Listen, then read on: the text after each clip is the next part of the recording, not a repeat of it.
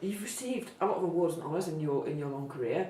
Could I ask first of all, what does today's honour, becoming an honorary graduate of your alma mater, what does that mean for you today?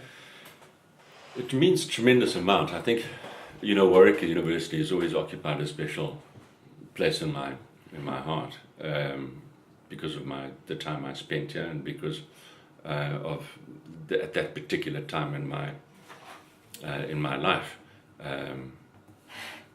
And so the recognition is humbling and deeply appreciated. Thank you. And just you mentioned there it was an important part of your life. Is there anything from your time here at Warwick, obviously quite a turbulent time politically in the mid-80s, is there anything that you look back on and that really stands out for you as a memory? I was talking about it to Sarah Walker when we were arriving and to Mary McGrath from the Warwick and Africa Education Trust. And they were saying, was it a turbulent time when I was here in 1984, 1985? And in fact, it wasn't. It was at the time of the sort of the very high-profile National Union of Mine Workers strike. So there were some activities on campus in relation to that, but there weren't really university protests as such at that time. I think they had preceded my arrival.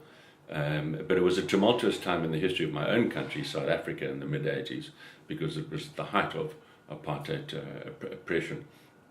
And in a sense, being here for that 1 year was a kind of a sanctuary almost for me, and which meant a tremendous amount.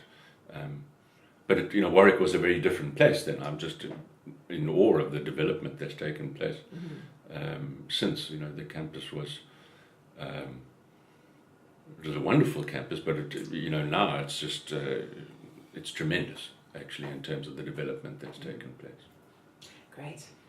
Originally you studied law and English, I think, at That's right. Rose University. At what point did you decide that your calling was to become a lawyer and use the law to campaign for social change? I think quite early on in my life, I was involved in politics as a student activist in South Africa at my university. And quite early on, I decided that I would use the law as a mechanism or as a vehicle to assist social change and to oppose the apartheid government as it then was, which wasn't that difficult a choice. It was the obvious choice, frankly. So it was. It really arose out of my own sort of student activism and how I wanted to use law as a vehicle. Mm-hmm. Do you think there's still a need for campaigning lawyers? Obviously, apartheid has fallen, the Iron Curtain is down, we've seen a lot of social changes, but do you think we'll always need lawyers to hold power? Very much so. I think that there's a role for lawyers, and it doesn't have to be a role that's purely focusing on human rights. One can practice commercial law and do human rights. One can play a variety of roles, and one can still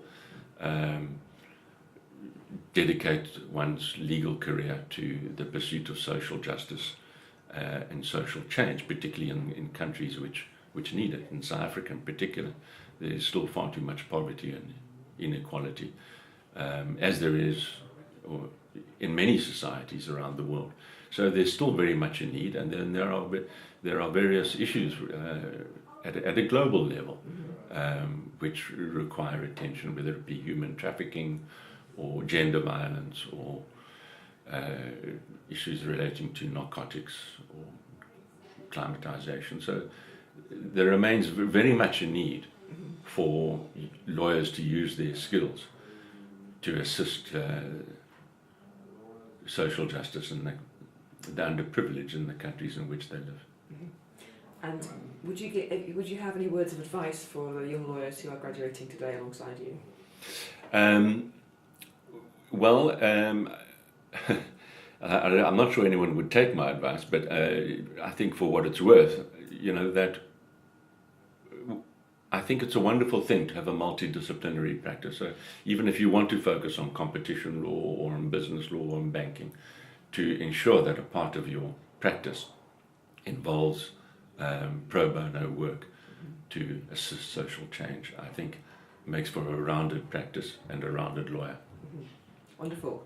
And then just thinking back over your own career, which has been very varied, and obviously you've moved from, you've had a successful legal career, you're now a best-selling author. What do you see as your own next challenge? Do you have a plan, or is it just an evolution? No, I think I would like to keep busy in the areas in which I'm involved. My law firm does a lot of pro bono work. We do commercial work as well, but we also assist a lot of human rights organisations in pursuit of their objectives, and I'd like to continue doing that. Wonderful. Thank you very much. Thank you.